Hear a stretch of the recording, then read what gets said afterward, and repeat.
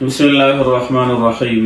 ناظرین، آج کی ویڈیو میں ہم آپ کو سیدنا یوسف علیہ السلام کے زمانے کے بادشاہ، جس کو عزیز مصر کہا جاتا ہے، اس کا خواب اور اس کی تعبیر اور اس کا پیغام عرض کرتے ہیں۔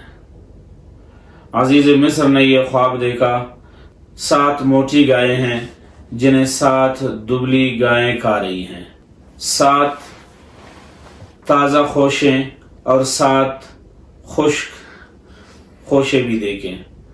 سیدنا یوسف علیہ السلام نے اس خواب کی یہ تعبیر فرما دی کہ 7 سال فراوانی کے آ جائیں گے اور اس کے بعد پھر 7 سال قحط سالی کے اور پریشانی کے آ جائیں گے۔ اس کے بعد لوگ فائدے اٹھائیں گے اور لوگوں کو فائدہ ہوگا، راحت و آرامی ہوگی۔ اس خواب میں بہت سارے پیغامات ہیں۔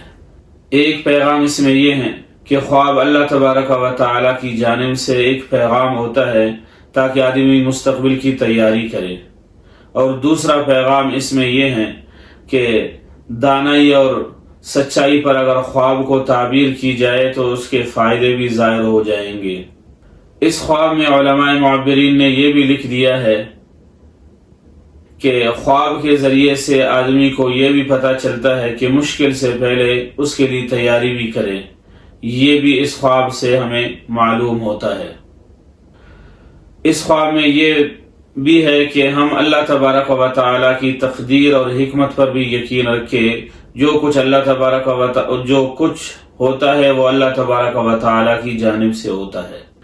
اور ایک اہم پیغام اس خواب میں یہ ہے کہ جو علم ہے، حکمت ہے، کسی بھی فن میں مہارت ہے، خصوصاً علم میں اور علم تعبیر میں، اس کی عزت اور قدر کرنی چاہیے، جو اللہ تبارک و تعالی کی جانب سے ایک بہت بڑی نعمت ہے۔